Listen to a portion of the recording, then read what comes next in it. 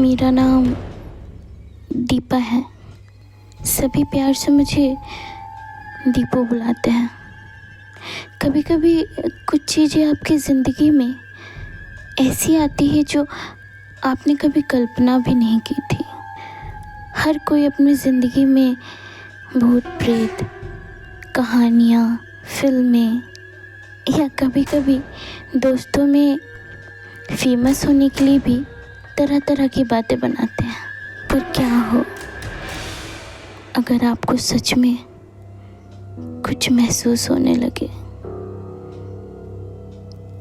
आप अचानक से अपनी ज़िंदगी में कुछ अनुभव करने लगे। घड़ी की टिक टिक, वातावरण का शांत हो जाना और उसमें अचानक से कुछ होना ऐसा जिससे आपकी रूह कांप जाए। आपको यकीन हो कि जो चीज़ें आप सब कहानियों में पढ़ते थे कहीं ना कहीं आपकी निजी ज़िंदगी में होना शुरू हो गई है। कुछ ऐसा ही मेरे साथ भी हुआ। आज भी मैं ये खुद को दिलासा देती हूँ कि वो सब मेरा भ्रम था। लेकिन भ्रम कितनी बार होती है, हर बार कुछ न कुछ। दिमाग हमेशा कहता है ऐसा कुछ नहीं है और दिल जानता है। बचपन से हॉरर चीज़ें, पैरानॉर्मल घटनाएं, कुछ अजीबोगरीब हादसे, कहानियाँ बड़ा ही आकर्षित करती थी मुझे। पर इतना भी नहीं कि उनके पीछे पागल हो जाऊं।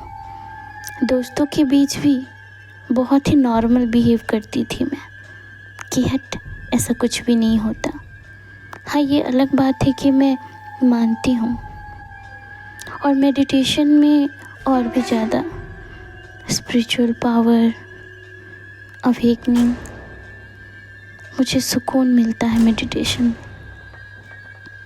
सच कहूँ अब धीरे धीरे ज़िंदगी बहुत बदल गई है और कुछ हद तक मैं मानने भी लगी हूँ। हाँ, ये अलग बात है कि मैं किसी से इस बारे में बहस नहीं करती, क्योंकि कहते हैं ना, जब तक आपका खुद उन चीज़ों से सामना ना हो या थोड़ा बहुत भी अनुभव नहीं हो, तब तक ज़बरदस्ती उस ओर जाना भी नहीं चाहिए। मैं इनके पीछे पागल भी नहीं होना चाहती, तो खुद को मना लेती हूँ कि ऐसा कुछ भी नहीं है। पर क्या कहूँ, आपको क्या लगता है?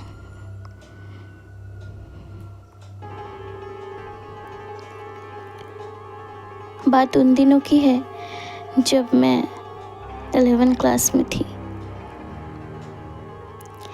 और हर आम बच्चों की तरह हमारा भी फेवरेट टॉपिक हॉरर ही हुआ करता था। हाँ, मेरी कुछ सहेलियाँ इन चीज़ों से बड़ा ही कोफ्त होती थी, चिढ़ती थी, अरे बात करने के लिए कुछ और नहीं है क्या?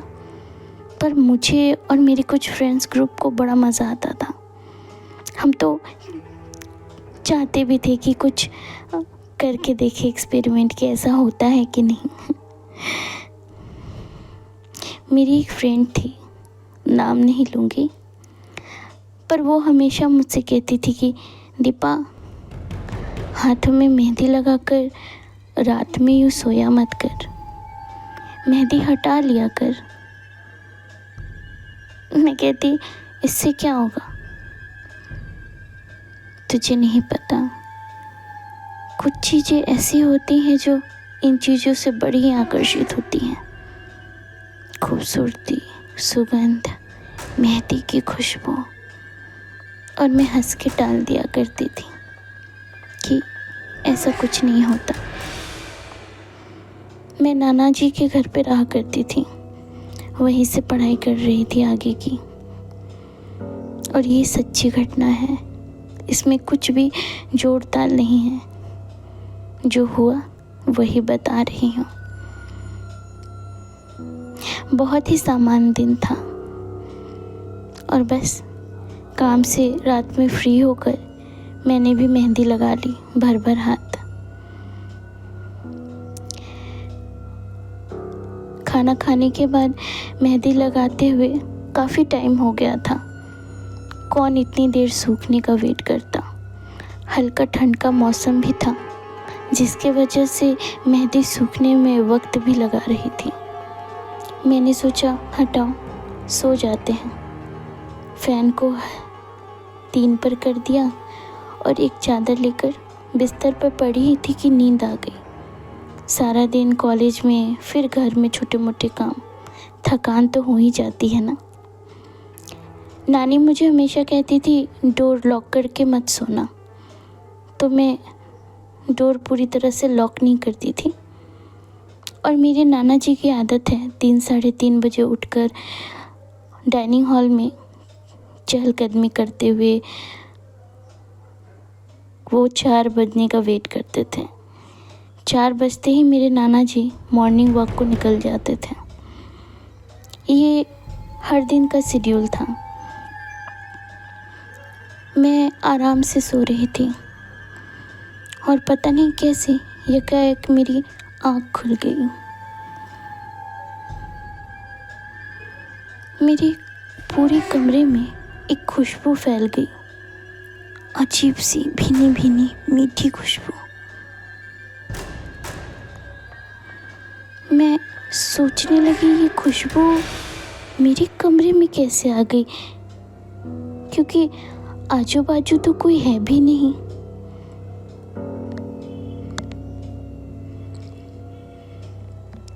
चारों तरफ वो खुशबू इतनी तेजी से फैल रही थी कि मैं सोचने पे मजबूर हो गई। मेरी नींद खुल गई और मैं उस हल्की रोशनी में देखने लगी कि कहीं पर ये कैसे हो सकता है, क्योंकि मेरे नाना जी के घर के अगल बगल उस वक्त घर नहीं थे, ना ही पेड़ पौधे थे। आस पास ना हरियाली थी, ना दूर दूर तक घर थे। फिर ये खुशबू और खिड़कियों पर, खिड़कियां तो हमेशा बंद रहती थी, तो फिर और इस वक्त पूजा भी कोई नहीं करेगा कि धूप धुने की खुशबू आए। वो खुशबू आज तक मुझे दोबारा कभी नहीं महसूस हुई। एकाएक अपने दोस्त की बात याद आ गई, लेकिन मैं भरोसा नहीं करना चाहती थी। उसी समय मुझे अपने पलंग पर ऐसा एहसास हुआ जैसे कोई चढ़ा है और अचानक से मेरे बदन पे एक भार सा हो गया, मानो मेरा पूरा शरीर अकड़ गया हो और मेरे गले में मानो किसी का हाथ है, क्योंकि मेरा गला ऐसे लग रहा था जैसे किसी ने दबाया हुआ है, पर मुझे कुछ दिखाई नहीं दे रहा था। मैं कसमसा रही थी, मैं चिल्लाना चाहती थी। मेरी सांसें बंद हो रही थी और मैं कुछ नहीं कर पा रही थी, क्योंकि कोई हो तो ना रोकूं। कोई नहीं था, पर मेरा शरीर मानो पत्थर का हो गया था। आंखों से आंसू बहे जा रहे थे। इन शब्दों से मैं बयां भी नहीं कर सकती कि उस वक्त मेरी हालत क्या थी।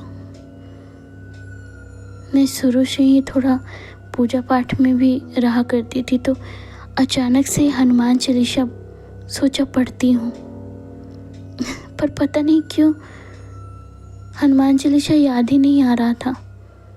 बार बार रुक जा रही थी, बार बार। लेकिन मैंने हार नहीं मानी। मैं हनुमान जी का नाम लेने लगी, जय श्री राम बोलने लगी। भले ही मेरे कंठ से कोई आवाज़ नहीं निकल रही थी, लेकिन मन ही मन मैं चिल्ला रही थी। उसी बीच मुझे हॉल में मेरे नाना जी की चहलकदमी की आवाज़ सुनाई दी। मेरा मन क्या, मैं चिल्ला कर उनको बुलाऊं कि नाना जी प्लीज़ मुझे बचाइए, प्लीज़ कोई मार देगा मुझे। लेकिन मेरे गले से कोई आवाज़ ही नहीं निकल रही थी। मैं समझ गई थी कि या तो अंत या तो फिर मैं बस भगवान का नाम मन मन लिए जा रही थी। और पता नहीं कैसे जब अपनी आंखें बंद कर ली कि ये अब मैं ख़त्म हो जाऊंगी, मुझे कोई नहीं बचाएगा, तो अचानक वो खुशबू मेरे कमरे से गायब हो गई। कमरा बिल्कुल हल्का हो गया, मतलब जैसे कुछ था ही नहीं। मेरे शरीर का भार भी कम हो गया। जैसे लगा कि मैं किसी हैवान के चंगुल से निकल गई हूँ। मैं एक छलांग में पलंग से कूद कर उतरी और भागते हुए डाइनिंग हॉल में पहुंची। पसीने से लथपथ नाना जी की ओर देख रही थी। नाना जी ने मुझे देखकर कहा, क्या हुआ, क्या हुआ, तू ठीक तो है?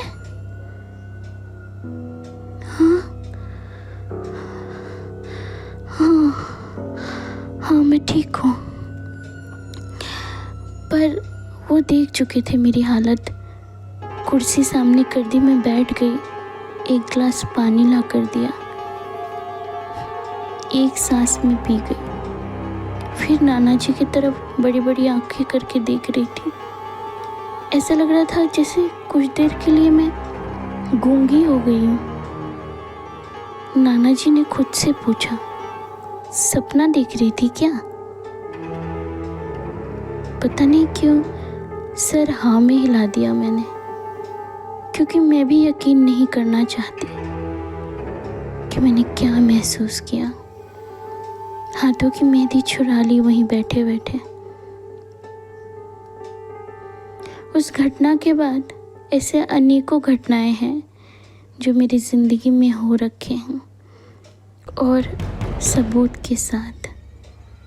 फिर भी मैं अपने दिमाग और दिल दोनों को दिलासा देती हूँ कि ऐसा कुछ भी नहीं है। और हाँ, आज भी कभी कभी रात में मेहंदी लगाकर ज़रूर सोती हूँ। ऐसा नहीं कि मैं किसी चीज़ को चैलेंज किया है, बस मैं मानना नहीं चाहती। और इस कहानी के बाद आप पर है, मानना है तो भी सही है और नहीं तो कोई बात नहीं है।